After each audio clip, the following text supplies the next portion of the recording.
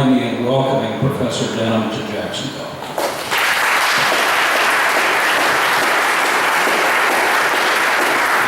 So thank you, Alan. It's really great to see you again. I think this will work here. I'm rather not hold it. But maybe I might have to hold it. I'm really delighted to be here. This is my second time here. About 10 years ago, or maybe 9 years ago, I came here to talk about one of the books back there, Echoes from the Distant Frontier, with my colleague from Florida Southern. We really had a good time talking about that book, about those two wonderful ladies who came to this frontier in the 1830s. It was a great book, and I'm actually working right now on kind of a spin-off project from that book about their brother.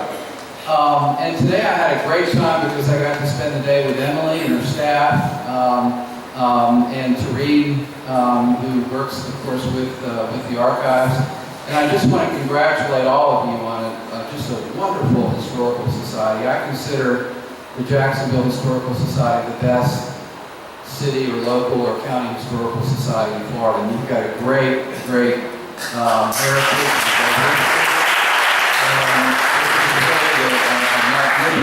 Magnificent program. You've got your outreach, archives, and it's getting better and better and better. Well, tonight I want to talk to you a little bit about the guy that I was thinking about the other day is really kind of the Forrest Gump of American history. He was everywhere. Not only did he have his name given to this county, or this county given to his name, he was intimately associated with so many important people in the early republic up to about 5 or 6 years before the Civil War, before he died. And he was involved in so many different things, so many different issues. Not only was he the first real territorial governor, with all due respect to Andrew Jackson, who was only here 3 months and never came to Jacksonville. He stayed, of course, in Pensacola the whole time he was here. And of course, he won for Florida, or for the United States rather, Florida. But DuVal was the person who immediately succeeded him. And he was territorial governor for 14 years. A very, very long period of time, 1822 roughly to 1834. But before that, as I discovered when I started this project 25 years ago, 24 years ago, he was involved in so many other things. I knew about him, of course, here in Florida, but he was, I guess you'd say, connected. Here's our guy. And this is the trek that, before I actually talk a little bit about this map, I want to tell you where he started, where he came from. He was what I call a scion of the Virginia dynasty. The Virginia dynasty. What is the Virginia dynasty? That's the first chapter, really, of the book. What is the Virginia dynasty? Well, it says first 3 or 4 presidents: Washington, Jefferson, Madison, and Monroe. And DuVal's father, who was mayor of Richmond, knew all of those people. In fact, he had fought in the Revolution with George Washington. And he was very, very well connected. He made major in the American Revolution, and because of that service, he got lots and lots of land, thousands and thousands and tens of thousands of acres in the place that is depicted on this map. You can see Richmond all the way to the right, and you can see what we see here is the road to the Cumberland Gap, which is the road that a 15-year-old kid with lots of connections took with him to the Kentucky frontier. As you know, Kentucky was kind of a little sister, I guess, or a little brother of Virginia. All the people from Virginia, of course, migrated. Many people from Virginia migrated to Kentucky after the American Revolution.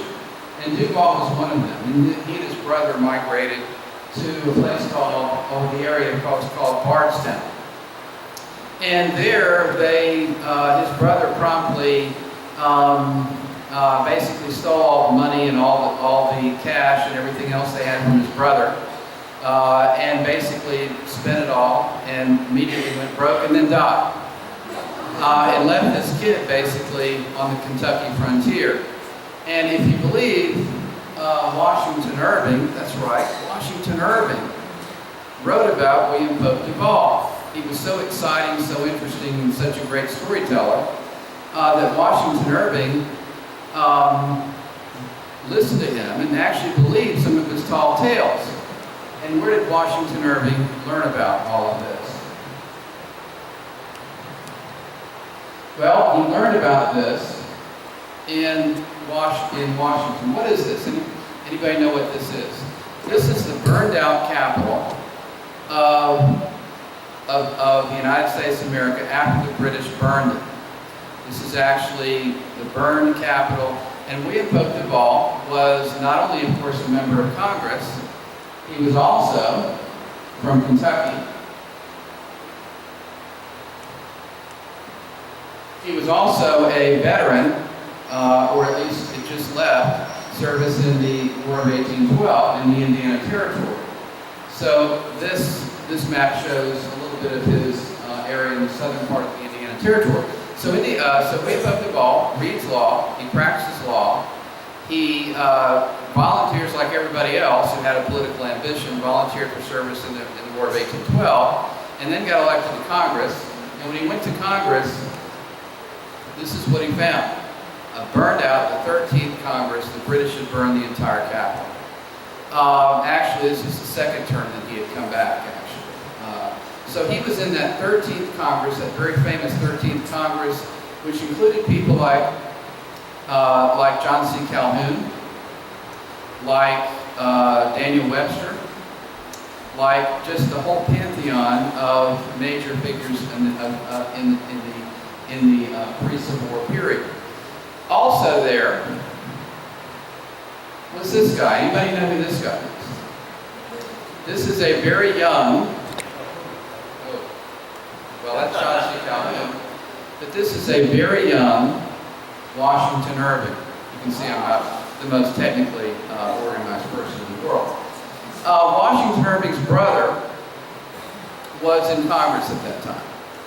And he and DuVal, they're very young men. In fact, I like this picture of Calhoun because this is young John C. Calhoun. We always think of John C. Calhoun as the fire-breathing, pro-slavery spokesman, of course, in the 1850s. This is young John C. Calhoun, who everybody understood was going to be president. Everybody knew this South Carolina statesman was going to be president. Of course, he became vice president. But he increasingly became more and more pro-slavery as time went on. So DuVal met all of these people, and because of his tremendous gregarious nature, his tall tale telling, and I've often thought that DuVal really kind of makes Davy Crockett look like an amateur. I mean, more people knew what DuVal was like, people would forget about Davy Crockett. I think people would have forgotten about Davy Crockett if it hadn't been for Walt Disney World. But anyway, we're Walt Disney. But anyway, here we are. Here's John C. Calhoun, who would be a kind of a mentor to DuVal. He was probably 4 or 5 years older than DuVal. DuVal was born in 1784, which is 1 year after the American Revolution. 1 year after the American Revolution. And of course, he lived in Richmond, and of course, he's in this immediate post-revolutionary period. He soaks up this tremendous nationalism of the time. And so here he is in Washington with his friends Calhoun and, of course, Washington Irving, who once again, his brother was in Congress from New York. This is actually a picture of Washington at that time, a lot different, obviously, than today. And so DuVal serves 1 year in Congress, or 1 term in Congress. He goes back to Kentucky. He got into some real sticky issues regarding the tariff and the National Bank, and a lot of things that my friend Craig Brettinger knows lots and lots about. Professor J.U. back there. Craig is an expert on all those issues, and I'll get Craig to kind of explain the intimate characteristics of the first bank of the United States and the tariff and so forth. Anyway, he made some difficult stands, and so he got back, and they immediately voted him out of office. And then the Kentucky banking crisis hit. And he basically lost everything. He and his wife Nancy, who already had 4 kids, they live in Bardstown, and they are really, really desperate. And so political opportunity knocks. And so he basically writes John C. Calhoun and says, well, old buddy, I understand that there's this new Florida territory, and I would really like it if you could help me get a job there. And so President James Monroe appoints him judge, federal judge of the territory. And he comes to St. Augustine for just a few months. And he comes just enough to be sworn in, and he immediately goes back to Washington and starts lobbying. He starts lobbying for the gubernatorial appointment, because by that time Andrew Jackson is fed up with Florida. He and Rachel go back to the Hermitage, and they're fed up with Florida. And so DuVal is going to be the first true territorial governor of Florida. He is going to oversee the first legislature. He's going to, which meets in Pensacola, and then another meeting in St. Augustine. And by the 3rd year, he works out an idea to found a capital, a territorial capital, between the two locations.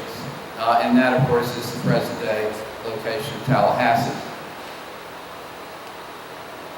Here, of course, is Andrew Jackson as a general, about at the time that he would have been involved in taking Florida. And here is the territory that DuVal, Governor DuVal, inherited. And also, we see here the Tallahassee plan. This is the first grid of Tallahassee. And you can see over to the very right-hand side, you can see Bath House, Governor DuVal's residence there, which is a fairly sizable piece of land. How many of y'all are familiar with Tallahassee? You know Myers Park in Tallahassee. That was the location of DuVal's house. And of course, back then, they had something called the Cascades. And now they have the Cascades. Cascades Park in Tallahassee. It's been a rejuvenated area, tremendous activity there, beautiful, beautiful stuff going on there. Anyway, this is the first grid. He actually helped lay that out. His father had been very much involved in laying out the grid of Richmond, and also he was also very much involved in city or town management in Bardstown, Kentucky. This is an image of the first legislature, which met in Tallahassee for the first time in 1826, presided over by Governor DuVal. But at that time, of course, Governor DuVal was in the thick of working to relocate the Indians.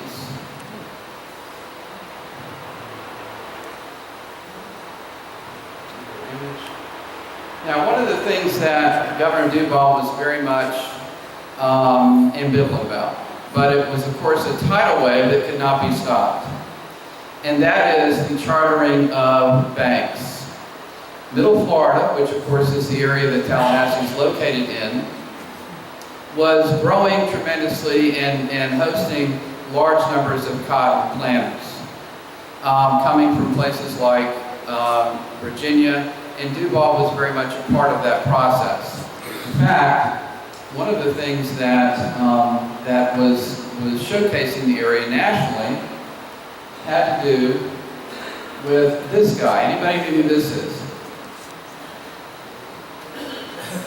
This is the Marquis de Lafayette. You probably have seen the younger pictures of Marquis de Lafayette, the American Revolution hero. This is actually a picture of him at the time he came back to the United States in 1825. He traveled the entire Atlantic seaboard, going, visiting places. I think he came as far south as Savannah on kind of a goodwill tour.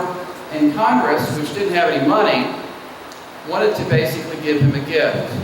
And that gift was something they had a lot of, and that is land. They gave the Marquis de Lafayette a whole township of land, which of course is presently located, of course, in the Tallahassee area. And there's lots of correspondence between he and DuVal regarding that. And I've discovered that he actually knew DuVal's father from the American Revolution, so that's kind of a neat connection. But I go back to the former slide. This is actually an order that an appointment that DuVal made to serve as an appraiser of the territorial banking. The territorial banking system was basically being pushed forward at the time that DuVal was nearing the end of his third term. And he had vetoed at least 3 or 4 major bank legislation. But one of the last things he did as governor was sign a banking law, which ended up basically doing him in, because of course the entire structure collapsed within about 8 or 9 years. And of course, guess who's blamed for it? Well, the good thing about it for him, though, is he was not in office. This is actually another interesting French connection to the Tallahassee area and also to St. Augustine. This is Achille Murat, who was a nephew of Napoleon Bonaparte, who DuVal met in St. Augustine about 1826 and invited him to come to this new territorial capital and establish himself. And Murat did that. He invested heavily in land and slaves and tried his best to be a cotton planter, but he really never really adjusted to that very well. He was a real character. Here is an image, of course, a plaque today that you can see in Tallahassee at the Lafayette Township. Now, this individual is a man by the name of Gadsden, James Gadsden. And he's important because he worked very closely with William Pope DuVal in terms of dealing with the Indians. Now, the governor was ex officio head of Indian Affairs as governor, territorial governor. So it was his responsibility to represent the federal government in relations with the Seminole tribe. Now, from the very beginning of the territory, Andrew Jackson, of course, was convinced when he became very brief administrator for Florida that the Indians needed to be removed from east of the Mississippi. This was something that, going all the way back to the early 1820s, was already being discussed. The Indians, of course, in Florida were scattered all over the peninsula and also the territory. There were sizable numbers of Indians in the Tallahassee area. One of the first things that DuVal had to confront, of course, were those tribes. And his nemesis was a chief by the name of Neamaltha. As you can see here, Gadsden, of course, is a member of the American Army. And all of the negotiations with the Indians were represented with federal military forces always involved. This is, of course, Neamaltha, Chief Neamaltha, who was a Red Stick Creek, who had lost to Jackson, of course, in Alabama, and had fled to the Middle Florida area around the Tallahassee Fields, as they were known. And he became the nemesis of DuVal, and of course the subject of one of Washington Irving's famous short stories, The Conspiracy of Neamaltha. The Conspiracy of Neamaltha, in which this little governor, this little man, who is about a foot shorter than Neamaltha, confronts Neamaltha and basically tells him to behave himself, and he's got to remove. And I call this really the first removal of the Indians from the Tallahassee area down to the peninsula in the Treaty of Moultrie Creek. This is actually the signature of the Treaty of Moultrie Creek. You can see, well, you probably can't see it, anyway, Gadsden, DuVal signed it. And this was something like 500 different Indians who were brought to Moultrie Creek. Now, where is Moultrie Creek? It's not anywhere near Tallahassee. Moultrie Creek, of course, is very close to St. Augustine. And in 1823, this treaty was ratified or signed, and this reduced the Indian reservation to the green area that you see here. So theoretically, the Indians agreed to vacate all the lands in the peninsula and the Panhandle, and then, of course, all the way down below, probably around Ocala, or a little bit north of Ocala, maybe Gainesville, and then to remain in these in this area. Now, the government promised to provide moving expenses and rations and seeds and all kinds of other things. And DuVal, of course, was supposed to administer all this stuff. This, of course, is John Quincy Adams. John Quincy Adams, of course, was elected president after James Monroe. John Quincy Adams was kind of the busted flush, I guess you'd say. He was, except for his father, John Adams, he was not a Southerner. He was not from Virginia. He was from Massachusetts. And as time went on, he became more and more anti-slavery. Well, that's another story. Anyway, Quincy Adams decided to reappoint DuVal when his time came up. And DuVal promptly began running behind his back for his friend, and that is Andrew Jackson for president in 1825. Now this is Henry Clay from Kentucky. Henry Clay was very much antagonistic to DuVal. In fact, I would say that Clay basically hated DuVal's guts, and vice versa. And of course, one of the reasons for that, one of the many reasons for that, of course they knew each other back in Kentucky, but the other reason for that really was Andrew Jackson. DuVal and Jackson became well connected. DuVal understood that Jackson was the man of the future. DuVal understood that Jackson is really the man that is the superstar, and he's the person that is going to be president eventually. And Henry Clay, of course, had made a very, very bad decision. We call it a corrupt bargain. And that is, he threw his support to John Quincy Adams in the election of 1824. And guess what? Henry Clay became Secretary of State. Thomas Jefferson, Secretary of State. James Madison, Secretary of State. James Monroe, Secretary of State. Do you think that Secretary of State's a stepping stone to the White House? Yeah. And I think that was the calculation. But of course, Henry Clay would never get to the White House. Here's an example, of course, of the rhetoric at the time that DuVal was really much entangled with. And of course, he cast his lot. Even though he enjoyed an appointment under John Quincy Adams, he worked like the devil to get old Hickory elected. And of course, he did. He did get elected. And this is a picture of him in a far more presidential pose in 1828. I'm not going to get into all the machinations in the Jackson administration, but suffice it to say that DuVal's friendship with John C. Calhoun did not turn out to be a really good mix with Andrew Jackson. What was it Andrew Jackson said? If I had two things to do over again, I would have shot Henry Clay and hanged John C. Calhoun. Is that what he said? I think. Well, being a mentee, if Calhoun is a mentor, being a mentee of John C. Calhoun is not a good deal. At first, it worked out well, but later on, because of a lot of different issues, the both of them fell out. In fact, Calhoun, as everybody knows in this room, I'm sure, started out as Andrew Jackson's vice president. Anyway, complicated.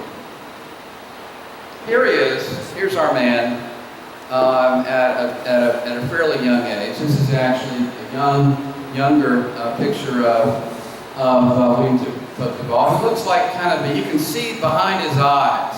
You can see some calculation. You can see some mischievousness.